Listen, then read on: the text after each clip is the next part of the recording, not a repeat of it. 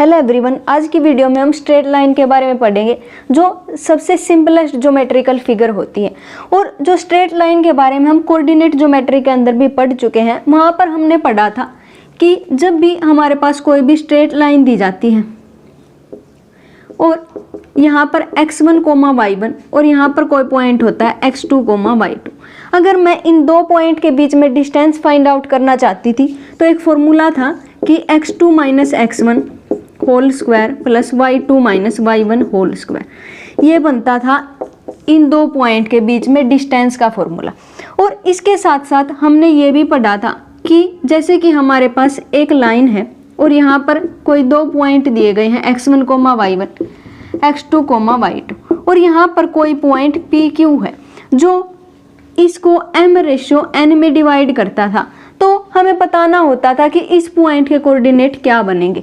तो इस पॉइंट के कोऑर्डिनेट हम सेक्शन फॉर्मूला से फाइंड आउट करते थे। कैसे फाइंड आउट करते थे? mx2 plus nx1 divided by m plus n।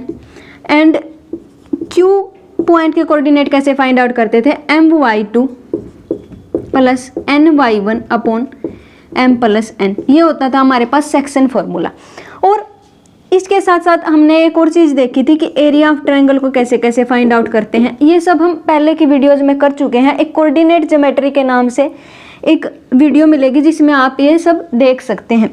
और जब हमारे पास एरिया ऑफ ट्रायंगल 0 आ जाता था तो क्या होता था? वो पॉइंट कैसे बन जाते थे? कोलिनियर बन जाते थे। आज की वीडियो में हम पढ़ेंगे कि एक जो स्ट्रेट लाइन होती है उसका स्लोप कैसे कैसे फाइंड आउट किया जा सकता है। और कोई भी दो लाइन हमें दे दी जाए तो वो पैरेलल होंगी या परपेंडिकुलर होंगे, उसकी कंडीशन के बारे में पढ़ेंगे। तो सबसे पहले हम बात करते हैं स्लोप की। जैसे कि हमारे पास ये है x एक्सिस, ये है y एक्सिस। कोई भी लाइन है, मैं इसको L का नाम दे देती हूँ। जो भी L लाइन होगी वो x एक्सिस के साथ दो एंगल बनाती है। और एक तो होता है हमारे पास ये वाला एंगल और एक होता है ये 180 डिग्री माइनस थीटा। ये दोनों एंगल एक दूसरे के क्या होते हैं? सप्लीमेंट्स होते हैं, सप्लीमेंट्री एंगल्स। सप्लीमेंट्री एंगल्स वो एंगल्स होते हैं जिन दोनों का सम क्या बनता है? 180 डिग्री बनता हो। अब इन दोनों का सम क्या बनेगा? 180 degree minus theta plus theta 180 degree बनेगा। तो इसलिए एक दूसरे के क्या होते हैं? सप्लीमेंट्री एंगल्स होते हैं। कोई भी लाइन होती है वो पॉजिटिव एक्स एक्सिस के साथ जब वो एंगल एंटी क्लॉकवाइज डायरेक्शन में मेजर किया जाए तो वो लाइन एक्स एक्सिस के साथ दो एंगल बनाती है और वो दोनों एंगल क्या होते हैं? एक दूसरे के सप्लीमेंट्री एंगल होते हैं। सप्लीमेंट्री एंगल क्या होते हैं? जिन दो एंगल्स का सम 180 डिग्री होता हो उनको हम क्या कहते हैं? सप्लीमेंट्री एंगल्स कहते हैं। तो अब हम बात करेंगे कि उसका स्लोप कैसे कैसे फाइंड आउट किया जा सकता है एक लाइन का। जो भी एंगल यहाँ पर बनाती है एक लाइन एक्स एक्सिस के साथ और उसको एंटी क्लॉकवाइज डायरेक्शन में हमने मेजर कर लिया है, तो अगर हम उसका टेंजेंट फाइंड आउट करते हैं वही क्या बन जाता है? उस लाइन का स्लोप बन जाता है। और स्लोप को हम m इससे दिखाते हैं, इस वेरिएबल से। अगर मान लिया ये लाइन ऐसी होती, मतलब वर्टिकल लाइन होती, तो ये एक्स एक्सिस के साथ कितना एंगल बनाती? 90 डिग्री का एंगल बनाती। और इसका स्लोप फाइंड आउट करने के लिए हम क्या करते? टेंजेंट 90 डिग्री की वैल्यू फाइंड आउट करते, जो कैसी बनती है? नॉट डिफाइंड बनती है। इसलिए जो हमारे पास वर्टिकल लाइन होती हैं उनका जो स्लोप होता है वो क्या होता है? नॉट डिफाइंड होता है। अगर मान लिया ये लाइन कुछ ऐसी रही होती एक्स एक्सिस के पैरेलल, तो इसका इसके साथ कोई भी एंगल नहीं बना है एक्स एक्सिस के साथ, मतलब 0 डिग्री एंगल बना है। तो इस केस में जो हमारे पास स्लोप होता है वो क्या होता है? टेंजेंट 0 डिग्री होता, मतलब 0 बन जाता है इसका स्लोप। और जब भी हमारे पास जैसे कि ये लाइन है, इसने एक्स एक्सिस के साथ थीटा एंगल बनाया है, इस स्लोप को हम क्या कहते हैं? Inclination of the line, inclination of the line on the positive x axis. तो अगर वो लाइन वर्टिकल है तो उसका स्लोप क्या बनेगा? नॉट डिफाइंड बनेगा। और अगर वो लाइन हॉरिजॉन्टल है और एक्स एक्सिस के पैरेलल है या फिर एक्स एक्सिस पर ही लाई करती है तो उसका स्लोप क्या बनेगा? 0 बनेगा। अब हम बात करेंगे कि जैसे हमारे पास फिर से एक सिस्टम दिया गया है और हमारे पास दो पॉइंट दिए गए हैं एक लाइन के ऊपर। मैं मान लेती हूँ कि एक है x1, y1 और दूसरा पॉइंट मैं मान लेती हूँ x2, y2। x2 coma y2। और ये हमारे पास कोई भी लाइन L है जो थीटा एंगल बनाती है x एक्सिस के साथ। अब हम क्या करना चाहते हैं, जब हमारे पास 2 पॉइंट दे दिए जाएं तो उनका स्लोप कैसे कैसे फाइंड आउट किया जा सकता है। तो एक ये जो लाइन है वो 2 तरीके के एंगल बना सकती है, या तो एक्यूट एंगल बनाएगी या फिर ऑब्ट्यूस एंगल बनाएगी। एक्यूट एंगल कौन से होते हैं, जो एंगल 0 डिग्री से तो बड़े होते हैं और 90 डिग्री से छोटे होते हैं, ऐसे एंगल क्या कहलाते हैं, एक्यूट एंगल कहलाते हैं। और ऑब्ट्यूस एंगल क्या कहलाते हैं, ऐसे एंगल जो 90 डिग्री से 180 डिग्री के बीच में लाई करते हैं, वो क्या कहलाते हैं, ऑब्ट्यूस एंगल कहलाते हैं। अब सबसे पहले मैं मान लेती हूँ कि ये एंगल कितना है, एक्यूट एंगल है थीटा। एक्यूट एंगल कौन बनेगा, थीटा बनेगा। अब मैं क्या करना चाहती हूँ, इसका स्लोप फाइंड आउट करना चाहती हूँ। और स्लोप तो क्या होता है, हमें पता है कि टेंजेंट थीटा होता है। तो बेसिकली मेरा जो एम है टेंजेंट थीटा की वैल्यू को ही फाइंड आउट करना है यहाँ से। तो मैं क्या करूँगी, छोटे छोटे कंस्ट्रक्शन करूँगी। एक तो इसको इसके परपेंडिकुलर ड्रॉ कर दूंगी, एक परपेंडिकुलर, इसको नाम दे देते हैं ए बी सी, और एक परपेंडिकुलर यहाँ से इस लाइन पर ड्रॉ कर दूंगी। तो ये x1 पॉइंट x2 के इक्वल नहीं है, क्योंकि अगर x1 x2 के इक्वल होता तो क्या होता है, ये लाइन ऐसी होती कुछ। तो लेकिन ये लाइन इंक्लिनेशन के साथ है, पूरी की पूरी परपेंडिकुलर नहीं है x एक्सिस पर, तो इसका मतलब x1 x2 के इक्वल नहीं हो सकता। अब यहाँ से हम देखेंगे कि ये हमारे पास क्या बन जाता है, एक राइट एंगल ट्रायंगल बन जाता है। और ये एंगल भी क्या रहेगा, थीटा एंगल रहेगा, क्योंकि ये लाइन इस लाइन के कैसी है, पैरेलल है। और पैरेलल होते ही क्या होगा कि ये एंगल कैसे एंगल बन जाएंगे, कोरस्पोंडिंग एंगल बन जाएंगे। और कोरस्पोंडिंग एंगल कैसे होते हैं, इक्वल होते हैं, इसलिए ये एंगल भी क्या होगा, थीटा बनेगा। अब इस ट्रायंगल के अंदर अगर मैं टेंजेंट थीटा की वैल्यू फाइंड आउट करना चाहती हूँ तो क्या बनेगी, परपेंडिकुलर अपॉन बेस बनेगी। अब यहाँ पर परपेंडिकुलर कौन होगा, ये होगा हमारे पास परपेंडिकुलर, इसको मैं P का नाम दे देती हूँ। तो AP की वैल्यू क्या बनेगी, ये हमारे पास क्या है y1 और ये पूरा क्या है y2, और मुझे चाहिए ये वाला हिस्सा। तो क्या बनेगा, अगर मैं y2 में से y1 माइनस कर दूंगी तो क्या बन जाएगा, इस परपेंडिकुलर की वैल्यू बन जाएगी। और परपेंडिकुलर की वैल्यू तो हमारे पास क्या बन गई, y2 माइनस y1।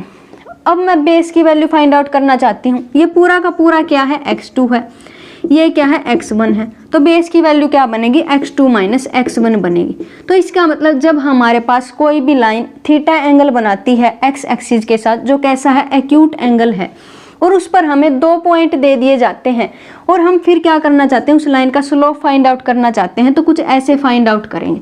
तो एक एग्जांपल देख लेते हैं। जैसे कि हमारे पास 2 पॉइंट दिए गए हैं, मैं इनका स्लोप फाइंड आउट करना चाहती हूँ। तो क्या करूँगी, इसको तो मान लूँगी x1 कोमा y1 और इस पॉइंट को मान लूँगी x2 कोमा y2। अब मैं इनका स्लोप फाइंड आउट करने के लिए क्या करूँगी, ये वाला फॉर्मूला लगाऊंगी। तो क्या होगा, y2 हमारे पास क्या है 4, y1 हमारे पास क्या है 3, और x2 हमारे पास क्या है 2, और x1 क्या है 1। तो क्या बनेगा, स्लोप क्या बन जाएगा, 1 बन जाएगा। तो ये इस तरीके से हम फाइंड आउट करते हैं जब हमारे पास 2 पॉइंट दे दिए जाते हैं किसी लाइन के, और उनका स्लोप फाइंड आउट करने के लिए कहा जाए। तो अब मैं मान लेती हूँ कि ये एंगल क्या है, ऑब्ट्यूस एंगल है। अब हमारे पास मैं मान लेती हूँ कि ये थीटा एंगल कैसा है, ऑब्ट्यूस है। और अगर ये थीटा एंगल है तो ये क्या बनेगा, 180 डिग्री माइनस थीटा बनेगा, क्योंकि ये दोनों एंगल कैसे हैं, ये एंगल कैसा है, पूरा का पूरा स्ट्रेट एंगल है, और ये एंगल थीटा है, तो ये क्या बनेगा, 180 डिग्री माइनस थीटा बनेगा। अब मैं फिर से यहाँ पर एक पॉइंट कंसीडर कर लेती हूँ, और यहाँ पर भी एक पॉइंट कंसीडर कर लेती हूँ इस लाइन पर। अब मैं यहाँ पर एक परपेंडिकुलर ड्रॉ करती हूँ, और यहाँ पर भी एक परपेंडिकुलर ड्रॉ करती हूँ। अब अगर मान लिया ये 180 डिग्री माइनस थीटा है, तो ये एंगल भी क्या बनेगा, 180 डिग्री माइनस थीटा ही होगा, क्योंकि ये दोनों लाइनें एक दूसरे के पैरेलल हैं, और ये एंगल फिर से क्या बन जाते हैं, कोरस्पोंडिंग एंगल बन जाते हैं। और कोरस्पोंडिंग एंगल क्या होते हैं, इक्वल होते हैं। इसलिए फिर से मैं क्या करना चाहती हूँ, इसके अंदर टेंजेंट जो भी एंगल यहाँ पर है 180 डिग्री माइनस थीटा, इसकी वैल्यू फाइंड आउट करना चाहती हूँ स्लोप फाइंड आउट करने के लिए। और हमें पता है कि जो टेंजेंट 180 डिग्री माइनस थीटा होता है वो क्या होता है, माइनस टेंजेंट थीटा होता है, क्योंकि ये एंगल सेकंड क्वाड्रेंट में चला जाता है और सेकंड क्वाड्रेंट में टेंजेंट कैसा होता है, नेगेटिव होता है, और माइनस टेंजेंट थीटा ये बन जाएगा। अब मैं क्या करना चाहती हूँ, मैं फिर से स्लोप की वैल्यू फाइंड आउट करना चाहती हूँ। तो क्या करूँगी, टेंजेंट थीटा इसमें किसके इक्वल बनेगा, परपेंडिकुलर अपॉन बेस के इक्वल बनेगा, परपेंडिकुलर अपॉन बेस। बेस किसके इक्वल है, ये पूरा का पूरा x1 है और ये क्या है, x2 है। तो ये बेस क्या बनेगा, x1 माइनस x2 बनेगा। और इसी तरीके से जो परपेंडिकुलर होगा वो y2 माइनस y1 बनेगा। तो tangent theta negative of this बन जाएगा, लेकिन इस नेगेटिव को हम कहाँ पर पहुँचा देंगे, यहाँ पर, और ये क्या बन जाएगा, x2 माइनस x1 बन जाएगा। इसका मतलब चाहे तो हमारे पास एंगल कैसा हो, एक्यूट हो या फिर कैसा हो, ऑब्ट्यूस हो, दोनों ही केसेस में अगर हमें वो एक लाइन देता है और उसके ऊपर 2 पॉइंट कंसीडर करके देता है और हमें ये पूछता है कि उसका स्लोप क्या बनेगा, तो हम क्या करेंगे, ये वाला फॉर्मूला यूज करेंगे। तो इस तरीके से हम फाइंड आउट कर सकते हैं स्लोप ऑफ ए लाइन, अगर वो 2 पॉइंट दे दे तो। अब हम बात करेंगे कि 2 लाइन एक दूसरे के परपेंडिकुलर और पैरेलल कब हो सकती हैं। अगर मान लिया 2 लाइन एक दूसरे के पैरेलल दी गई हैं, कुछ ऐसी दी गई हैं, यहाँ पर मैं मान लेती हूँ कि ये एंगल कौन सा बनाती है, अल्फा, ये एंगल कौन सा बनाती है, बीटा एंगल बनाती है। अगर ये एंगल अल्फा बनाती है तो इसका स्लोप क्या होगा, टेंजेंट अल्फा होगा। और अगर ये एंगल बीटा बनाती है एक्स एक्सिस के साथ तो इसका स्लोप क्या बनेगा, टेंजेंट बीटा बनेगा। लेकिन उसने बोल दिया कि ये लाइन कैसी है, पैरेलल है, तो इसका मतलब क्या होगा कि टेंजेंट अल्फा टेंजेंट बीटा के इक्वल होगा। और ये तो हमारे पास क्या होते हैं, स्लोप होते हैं। तो इसका मतलब जो भी हमारे पास 2 लाइन पैरेलल दी जाती हैं उनके स्लोप कैसे होते हैं, हमेशा इक्वल होते हैं। और इसी तरीके से अगर मैं मान लेती हूँ कि 2 लाइन है मेरे पास जो एक दूसरे के कैसी हैं, परपेंडिकुलर हैं, और ये एंगल अल्फा बनाती है और ये एंगल कौन सा बनाती है, बीटा बनाती है। तो यहाँ से L1 लाइन का जो स्लोप होगा वो क्या बनेगा, टेंजेंट अल्फा बनेगा। और L2 लाइन का जो स्लोप होगा वो क्या बनेगा, टेंजेंट बीटा बनेगा। लेकिन बीटा तो किसके इक्वल है, अल्फा प्लस 90 डिग्री, क्योंकि ये कौन से एंगल है, वर्टिकली अपोजिट एंगल है। तो ये एंगल क्या बनेगा, 90 डिग्री बनेगा। और हमें पता है कि किसी भी ट्रायंगल में जो सम ऑफ 2 एंगल होता है वो एक्सटीरियर एंगल के इक्वल होता है। तो यहाँ से बीटा किसके इक्वल होगा, 90 डिग्री प्लस अल्फा के इक्वल हो जाएगा। तो यहाँ पर मैं पुट कर सकती हूँ 90 डिग्री प्लस अल्फा। और हमें पता है कि टेंजेंट 90 डिग्री प्लस अल्फा क्या होगा, माइनस कोट अल्फा होगा, क्योंकि ये जो एंगल होगा किस क्वाड्रेंट में चला जाएगा, सेकंड क्वाड्रेंट में चला जाएगा। और सेकंड क्वाड्रेंट में टेंजेंट कैसा होता है, नेगेटिव होता है। और जब यहाँ पर 90 डिग्री का एंगल होता है तो चेंज हो जाता है माइनस कोट में। तो इस तरीके से L2 किसके इक्वल होगा, माइनस कोट अल्फा के। और इसको कैसा लिख सकती है, -1 अपॉन टेंजेंट अल्फा, क्योंकि कोट अल्फा किसके इक्वल होता है, 1 अपॉन टेंजेंट अल्फा के इक्वल होता है। अब यहाँ से मैं मान लेती हूँ कि L1 लाइन का जो स्लोप है वो क्या है, m1 है। और यहाँ से L2 लाइन का जो स्लोप है वो क्या है, m2 है।